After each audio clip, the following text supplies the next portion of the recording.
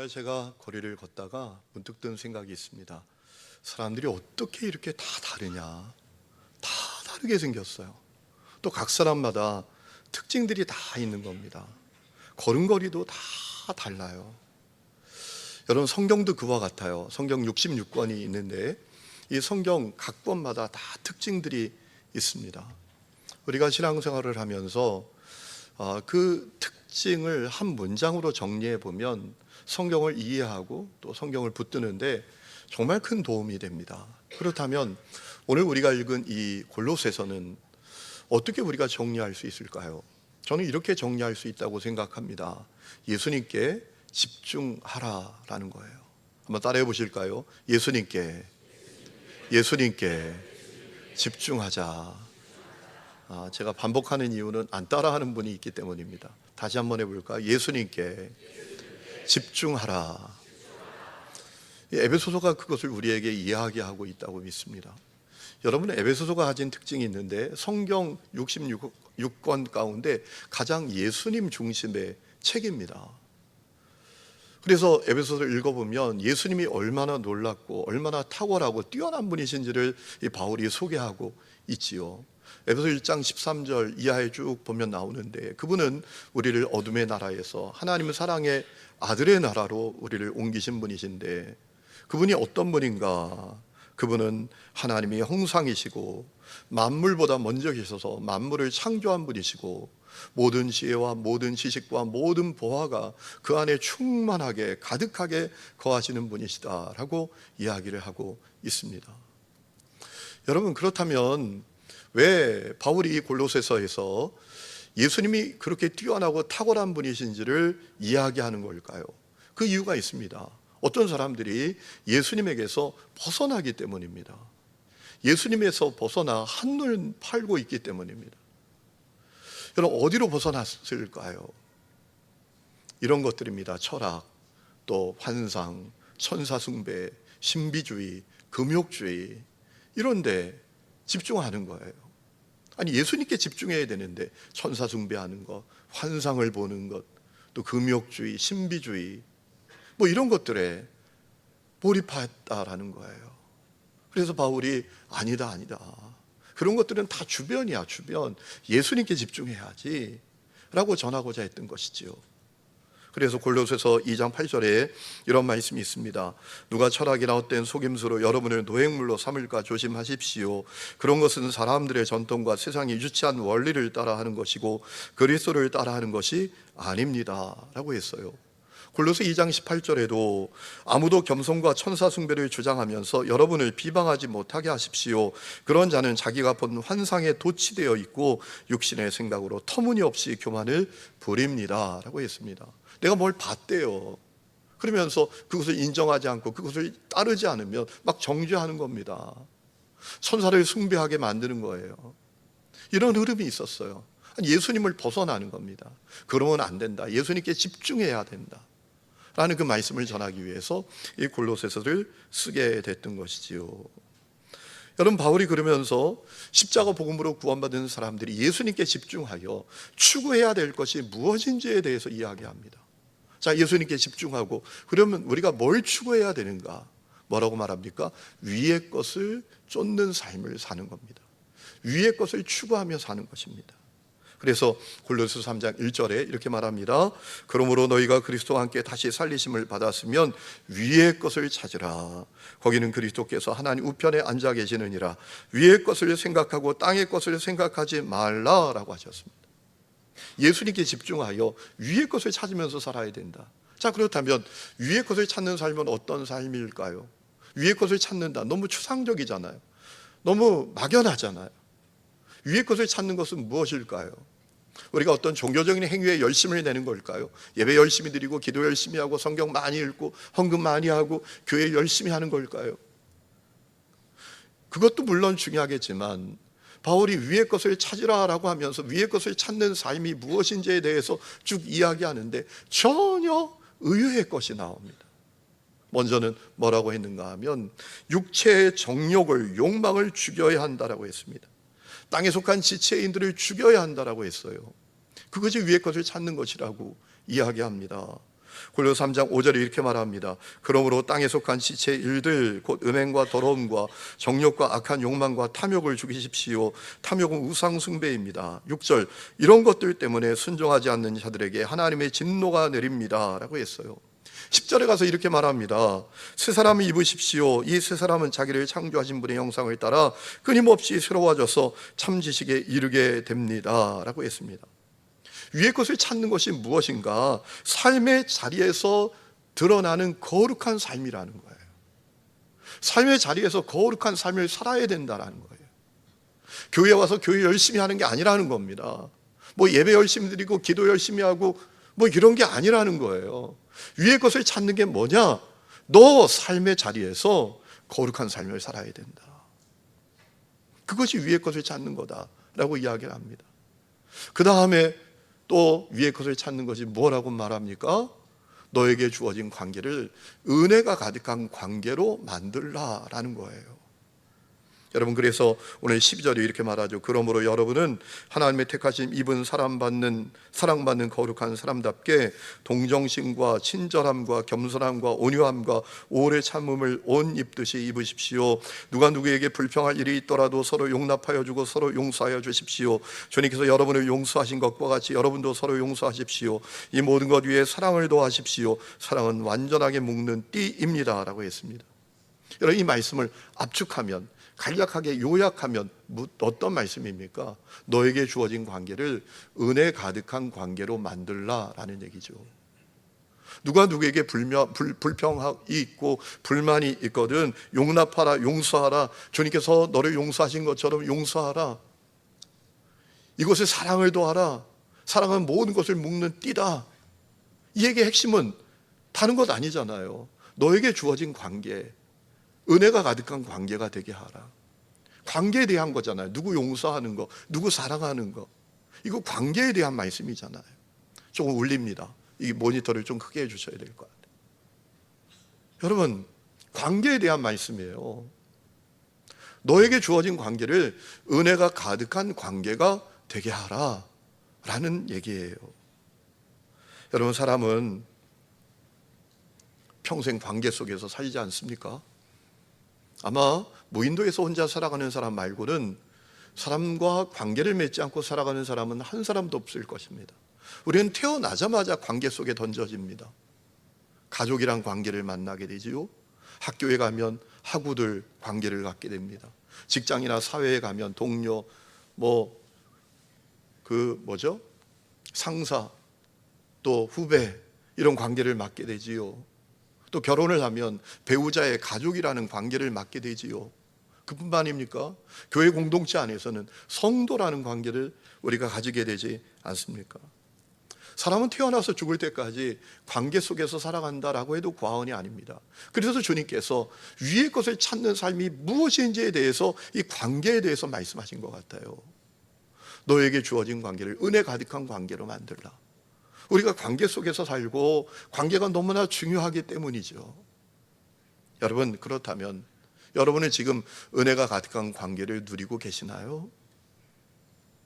여러분이 갖고 있는 관계가 은혜가 가득합니까? 이 질문에 그렇다고 대답하지 못하는 분들이 많을 거라고 생각을 합니다. 여러분, 관계 때문에 마음이 너무나 어렵고 불편하고 고통스러운 사람들이 의외로 많이 있습니다. 그래서 특히 연말이 되면 그런 생각을 하는 분들이 있지요. 이 관계 정리해 버릴 거야. 이 고통스러운 관계 끊어버릴 거야. 이런 마음을 갖는 사람들이 의외로 많이 있습니다.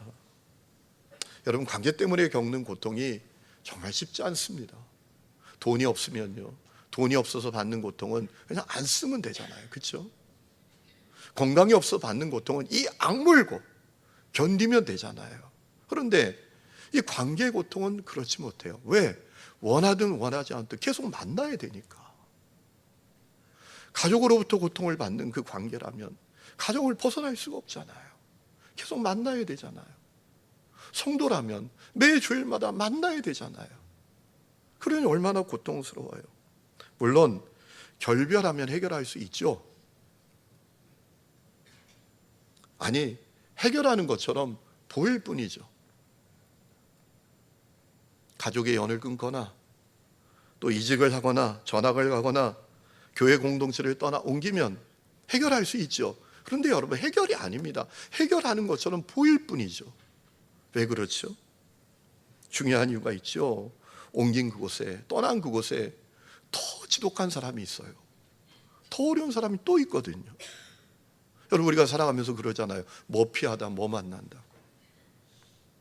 어느 목사님이, 제가 아는 목사님인데요, 어느 교회 사역하다가 교인들이 너무 힘들어요. 그래서 감사님한테, 감독님한테 얘기해서 나 교회 좀 바꿔주세요. 어느 다른 교회로 갔거든요. 얼마 뒤에 제가 만났어요. 목사님 좀 어때요? 그랬더니 야, 더 힘들어. 뭐 피하다 뭐 만난 거예요. 그러니 여러분, 벗어나는 것, 옮기는 것, 떠나는 것, 이 근본적인 해결이 아닙니다. 그럼 어떻게 우리가 고통 가득한 관계의 문제를 해결할 수 있을까요? 오늘 말씀을 통해서 몇 가지 답을 얻게 되는데, 첫 번째는 주님께서 우리에게 주신 관계를 소중하게 여기는 마음을 가지는 것입니다. 여러분, 오늘 말씀을 묵상하면서 여러분 어떤 마음이 드나요? 오늘 말씀을 읽을 때 저는 이런 마음이 들더라고요. 야, 하나님이 내게 주신 관계를 너무너무 소중하게 여기시는구나. 왜냐하면 위의 것을 찾으라 라고 하시는 말씀을 주시면서 두 번째로 말씀하신 게 너에게 주신 관계를 은혜가 가득한 관계로 만들어라, 이 말씀하셨으니까 주님이 내가 가진 관계를, 내게 주신 관계를 얼마나 소중하게 여기시는 것입니까? 그렇죠? 우리가 그 주님의 마음을 이해해야 합니다. 하나님께서는 우리에게 주신 관계를 가볍게 여기거나 헌신짝 취급하듯 취급하는 것을 원하시지 아니하십니다. 하지만 안타깝게도 너무나 많은 사람들이 관계가 어려울 때 관계를 바로잡아서 건강하게 하기보다 그냥 방치합니다. 또 어떤 사람은 더욱 심각하게, 더욱 어렵게 만들어갑니다. 파국으로 몰아갑니다. 그것은 절대로 하나님께서 원하시는 게 아니죠. 여러분, 하나님은 우리가 가진 관계를 소중하게 여기기를 원하고 계세요. 여러분, 관계가 얼마나 소중합니까? 관계의 중요성을 알려주는 성경의 말씀이 얼마나 많이 있습니까?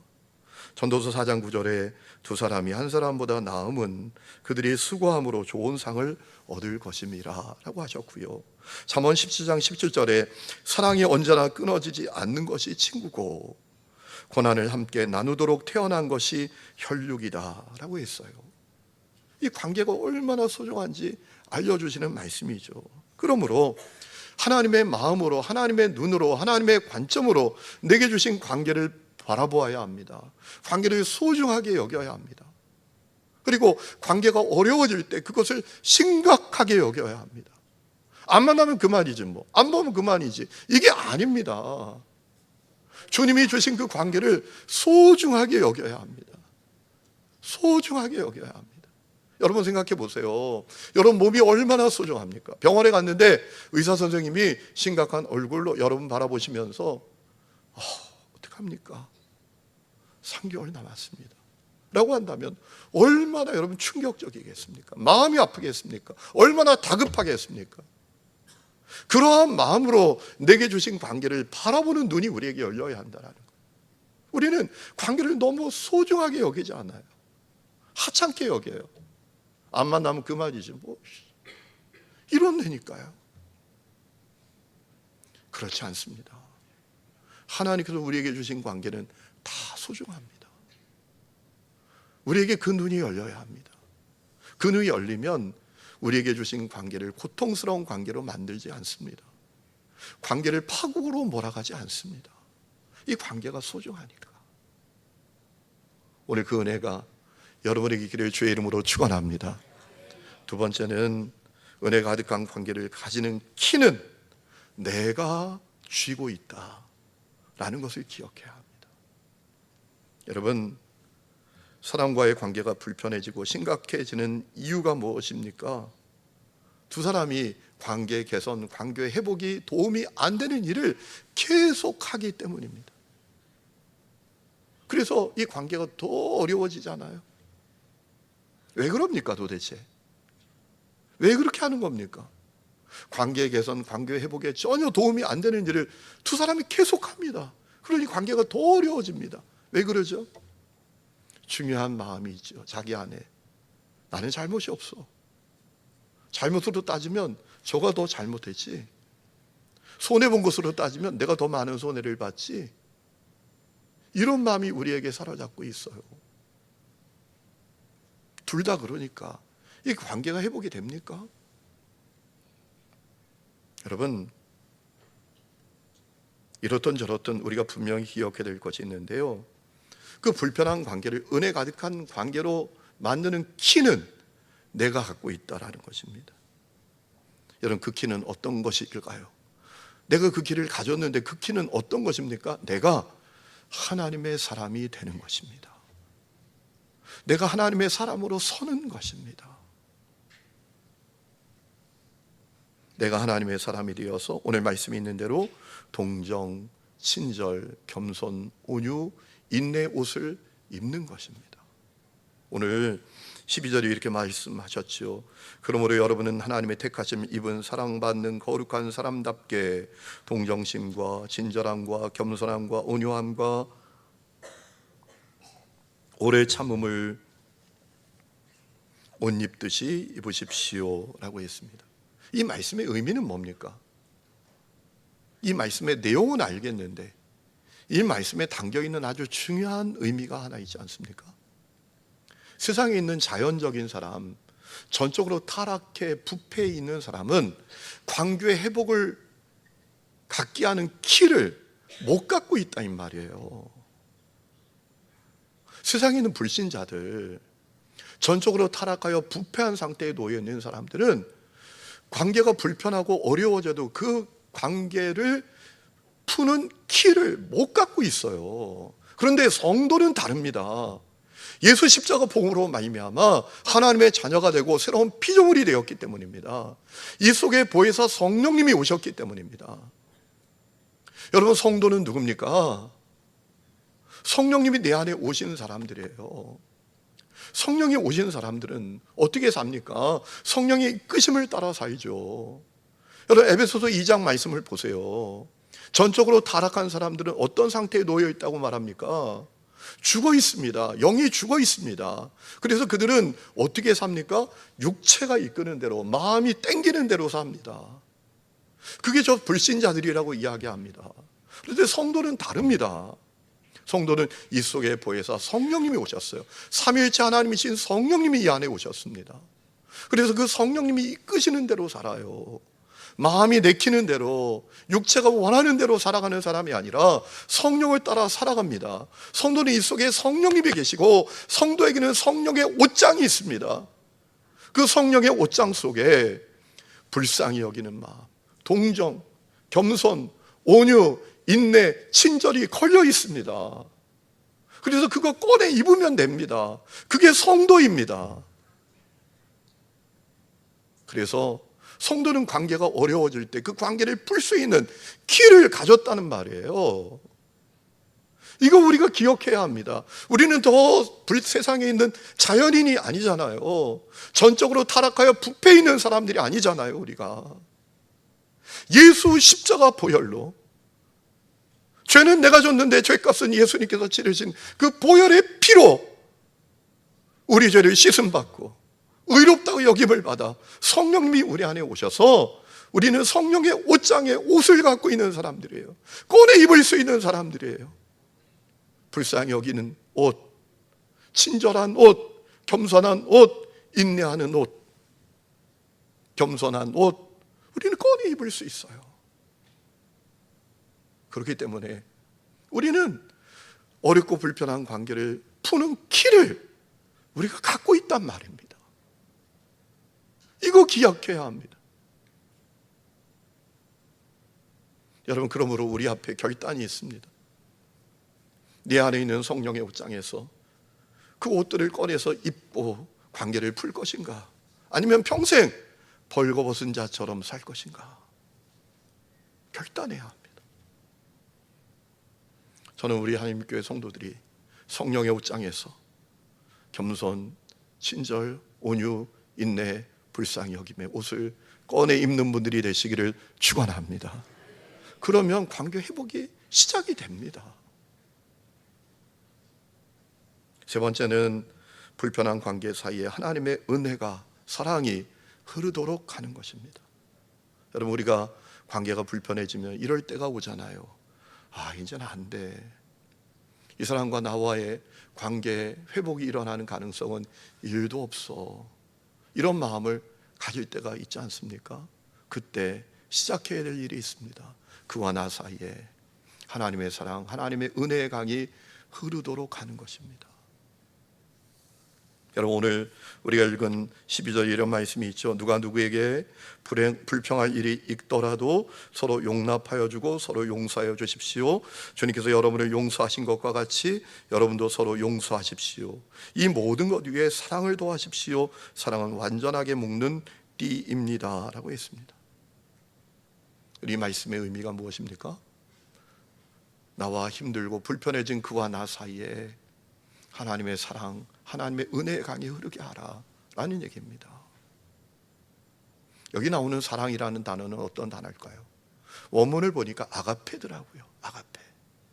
아가페는 어떤 사랑입니까? 사람을 향한 하나님의 사랑입니다. 하나님의 사랑은 어떤 사랑입니까? 아가페의 사랑은 어떤 사랑입니까?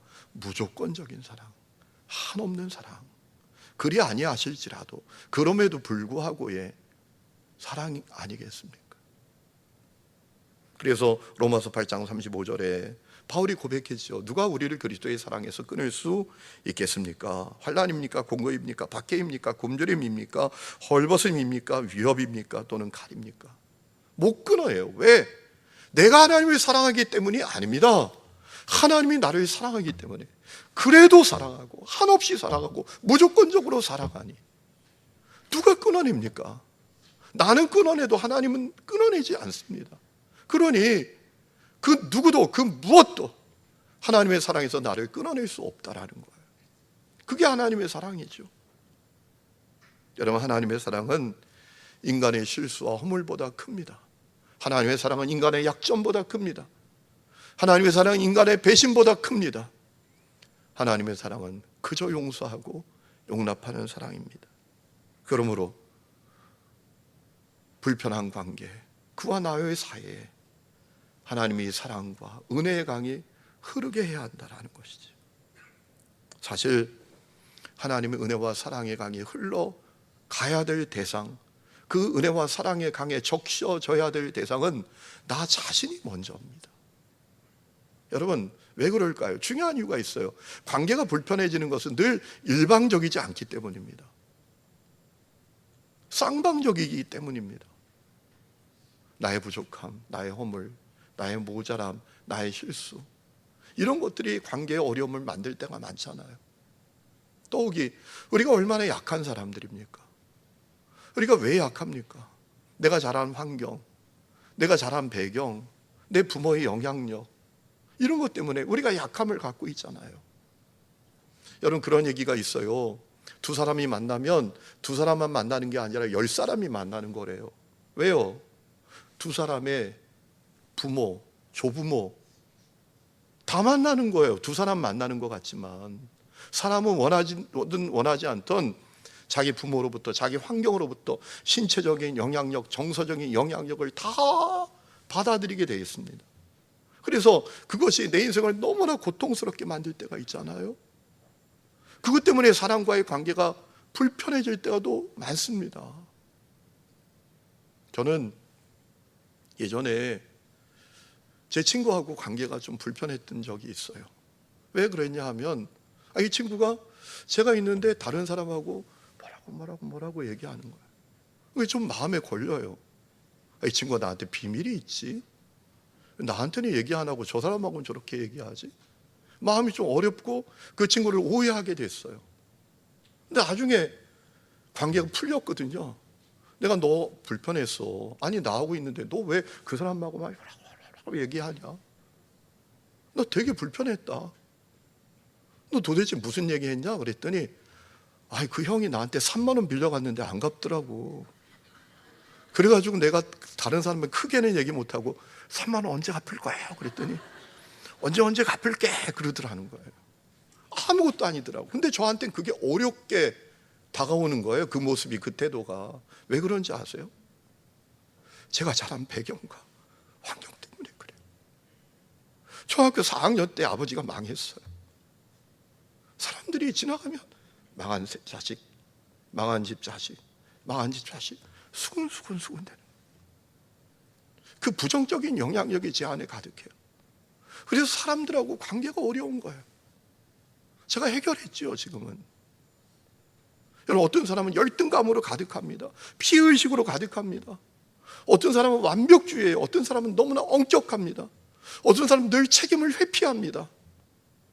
어떤 사람은 그렇게 분노를 잘하고 다른 사람에게 공격적입니다. 왜 그러죠? 그 사람 문제 때문이 아니에요. 그가 가진 환경과 그의 부모, 그 영향력이 그대로 그에게 있는 거예요. 그래서 그것이 관계까지 불편하게 해지는 거예요. 작은 문제가 큰 문제가 되는 거예요. 아무것도 아닌데. 그래서 예수 십자가 보혈, 하나님의 사랑과 은혜가 먼저 흘러가고 적셔져야 될 대상은 나예요. 우리가 기도해야 돼요. 관계가 불편해질 때 누구 탓만 하지 말고, 하나님, 나 때문입니까? 내 안에 있는 쓴부리 때문에 제가 이렇게 힘들어하는 것입니까? 하나님의 사랑과 은혜로 나를 적셔 주십시오. 이렇게 기도해야 해요. 그러면서 그에게도 하나님의 사랑과 은혜가 흘러가게 해야 합니다. 여러분, 하나님의 사랑의 특징이 있지요. 두 가지 특징이 있지 않습니까? 먼저 하는 사랑입니다. 먼저 하는 사랑. 우리가 하나님을 사랑한 적 있습니까? 그저 죄 가운데 살았지요. 그런데 하나님은 먼저 사랑해 주시는 거예요. 요한일서 4장 10절에 사랑은 여기 있으니 우리가 하나님을 사랑한 것이 아니고 하나님이 우리를 사랑하사 우리 죄를 속하기 위하여 화목제물로 그 아들을 보내셨습니다. 여러분, 하나님은 먼저 사랑해 주시는 거예요. 난 아무것도 한 것이 없는데. 여러분, 이 사랑이 흘러가야 돼요. 그리고 우리도 먼저 사랑해야 돼요. 그가 뭘 하느냐, 그가 먼저 나에게 뭘 하느냐, 이건 중요하지 않아요.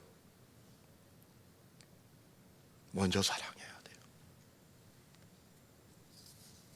로마서 우리가 읽은 12장 9절에 사랑에는 거짓이 없나니 악을 미워하고 선에 속하라. 그 다음에 뭐라고 말합니까? 형제를 사랑하라. 서로 우애하고 존경하기를 서로 먼저 해라. 너 먼저 사랑해. 그가 뭘 해주기를 원하지 말고, 그가 먼저 사랑하기를 원하지 말고, 네가 먼저 사랑해. 그게 하나님의 사랑이에요. 그 사랑이 우리에게 시작되어야 되지 않겠습니까? 또 하나님의 사랑은 먼저 행동하는 사랑이에요. 로마서 5장 8절에 우리가 아직 죄인 되었을 때 그리스도께서 우리를 위하여 죽으심으로 하나님께서 우리에게 대한 자기의 사랑을 확증하셨느니라. 먼저 행동하셨어요. 우리가 죄 가운데 살다가 죽어야 되니까 하나님이 먼저 행동하셨어요. 독생자를 내어주시고 십자가 매달린 피 흘려 죽는 대속제물이 되게 하셨어요.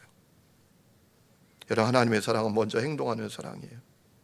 우리도 그렇게 해야 해요. 그렇기 때문에 관계 회복을 위해선 우리가 먼저 행동해야 됩니다. 뭐라도 해야 합니다. 뭐라도 해야 합니다. 최선을 다해야 합니다. 관계 회복을 위해서 뭐라도 하고 최선을 다해야 합니다. 그것이 우리에게 필요해요. 여러분, 이런 얘기가 있어요. 어느 공주가 마녀에게 납치가 되어서 마녀의 성으로 끌려갔습니다. 이 성은 한번 잡혀가면 못 나오는 성입니다. 성에 해자가 있고요. 그 해자에 악어가 우글우글합니다. 이 공주가 그 마녀의 성에 잡혀가서 못 나오는 거예요. 거기서 세월을 보내면서 공주가 어떻게 할까, 내가 이 성에서 어떻게 나갈까 고민하다가 그 방에 새가 자꾸 찾아오니까 그 새를 길들입니다. 그래서 새의 발에다가 편지를 써가지고 매달아서 날려보냅니다. 그리고 다행스럽게 이 새가 백마를 타고 가는 기사에게 다가가서 그 편지가 전달이 됐습니다.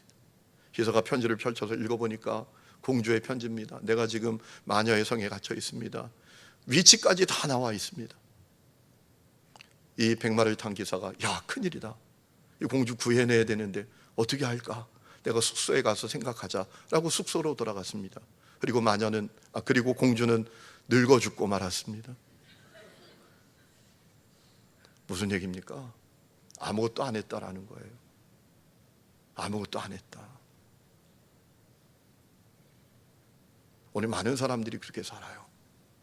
불편한 관계를 방치합니다. 아무것도 안 합니다. 뭐라도 해야죠.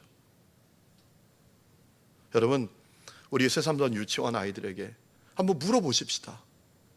야, 어떤 사람이 둘이 관계가 불편해졌어, 어려워졌어, 어떻게 해야 되니? 그러면 걔네들이 얘기할 겁니다. 아니, 만나야죠. 마음을 열고 만나야죠. 진심으로 그에게 다가가야죠. 어떤 사연이 있는 건지, 어떤 어려움이 있는 건지 들어봐야죠. 진심을 나눠야죠. 여러분, 아이들도 그렇게 말하지 않겠습니까? 아이들도 그거 다 알고 있지 않겠습니까? 우리는 그럴 때 그렇게 하지 않아요.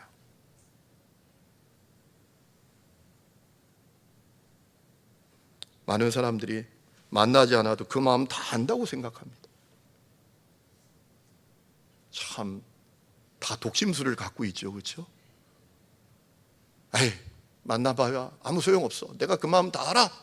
그러면서 미워하고 증오하고 살아갑니다. 어떻게 합니까? 우리 마음을 다 아시는 분은 하나님밖에 없어요. 우리 마음과 폐부까지 다 살피시는 분은 주님밖에 없습니다. 그런 많은 사람들이 에이, 안 만나도 다 알아, 그 사람 마음. 이러고 아무것도 하지 않고 관계를 더 어렵고 만들고 파국으로 몰아갑니다. 여러분, 뭐라도 해야 합니다. 만나야 합니다. 진심을 가지고 마음을 열고 그 얘기를 들어봐야 합니다. 마음을 나누어야 합니다. 그러면 희망이 시작이 됩니다. 관계가 풀리게 됩니다. 마지막 네 번째는 하나님의 말씀이 내 속에 풍성하게 거하도록 해야 합니다. 여러분, 16절에 이런 말씀이 있습니다. 그리스도의 말씀이 너희 속에 풍성히 거하도록 해야 한다라고 했습니다. 하나님의 말씀이 내 속에 풍성히 거한다라는 게 뭡니까? 내가 성경 다 외고 다닌다는 겁니까? 성경 박사가 되는 것입니까? 그게 아닙니다. 하나님의 말씀이 나에게 영향력을 끼치는 말씀이 되는 거예요. 그래서 공동 번역엔 이 16절을 어떻게 번역했는가 하면 주의 말씀이 풍부한 생명력으로 여러분 안에 살아있기를 빕니다 라고 했습니다. 다시 말하면 하나님의 말씀이 나에게 영향력을 끼치는 말씀이 되어야 한다는 거예요. 하나님의 말씀이 성경에 있는 문자가 아니고 내 머릿속에 있는 지식이 아니라 나에게 영향력을 끼치는 말씀이 되게 해야 한다는 거예요. 나의 상황, 나의 현실, 지금 불편한 관계에 영향력을 끼치는 말씀이 되게 해야 한다는 것입니다. 그 말씀이에요. 하나님의 마음으로, 하나님의 시선으로 나의 상황을 보도록, 나의 불편한 관계를 보도록 하는 말씀이어야 한다는 거죠. 여러분, 아이들 잘 싸우잖아요. 애들은요, 얼마나 잘 싸우는지 몰라요. 그런데 싸우는 거 보면 싸우는 이유가 뭔지 아십니까? 자기도 잘못해놓고 상대방이 잘못했다고 싸우잖아요. 그가 내 공을 뺏어가지고 내가 그냥 그 자전거를 확 밀어버렸어요. 막 아이들이 그렇게 싸우잖아요. 참 유치하잖아요. 그런데 어른들도 똑같아요. 그런데 하나님의 말씀은 그 상태를 주님의 마음으로, 주님의 시선으로, 주님의 눈으로 바라보게 합니다. 그래서 잘못됐구나, 내가 문제구나, 이러면 안 되는 거구나, 그걸 깨닫게 하고 변화시키는 말씀이라는 거예요. 그게 하나님의 말씀이 내 속에 풍성히 거하도록 하는 거예요. 그래서 히브리서 4장 12절에 하나님의 말씀은 살아있고 활력이 있어 어떤 날성구보다도 예리하여 혼과 영과 관절과 골수를 찔러 쪼갠다고 하신 게 그 말씀이에요. 오늘 말씀을 이제 정리합니다. 오늘 우리가 살아가는 시대는 사람들을, 그 관계들을 보면요, 온라인상의 관계와 똑같아요. 여러분, 온라인상의 사람들은 어떻게 관계를 갖습니까? 마음에 안 들면 로그아웃 딱 하고 나가버립니다. 그러면 됩니다. 온라인상에 친구 목록에서 그를 차단하고 지워버리고 그러면 됩니다. 그런데 삶의 자리에서도 많은 사람들이 그렇게 살아요. 여러분, 우리가 누군가에게 상처를 받았다고 관계를 끊어버리거나 상처를 되돌려 주려고 하는 것은 우리가 하나님 앞에 갈 때 후회의 목록을 하나 더 추가하는 것밖에 되지 않습니다. 문제는 회피하거나 손을 뗀다고 해결되는 것이 아닙니다. 문제를 해결하는 유일한 방법은 정면 돌파하는 것입니다. 하나님의 은혜와 사랑으로 정면 돌파하는 것입니다. 그러면 돌파할 수 있습니다. 물론 상대방이 끝까지 거부할 수 있어요. 관계 회복을 거절할 수 있어요. 내가 뭘 해도 최선을 다해도 꿈쩍조차 하지 않고 거절할 수 있어요. 묵묵부답일 수 있어요. 그런데 여러분, 그것은 어쩔 수 없잖아요. 중요한 건 내가 최선을 다했다는 것이고, 그리고 나의 최선을 하나님은 알고 계신다라는 것입니다. 여러분, 사람의 관계를 치료하시는 분은 하나님이십니다. 내가 최선을 다해도 때로는 되지 않을 때도 있어요. 그러나 포기하지 않고 기도하고 주를 바라보면 기적적인 역사로 관계를 회복하게 하시는 역사를 경험하게 됩니다. 오늘 이 은혜가 여러분 모두에게 있기를 주의 이름으로 축원합니다.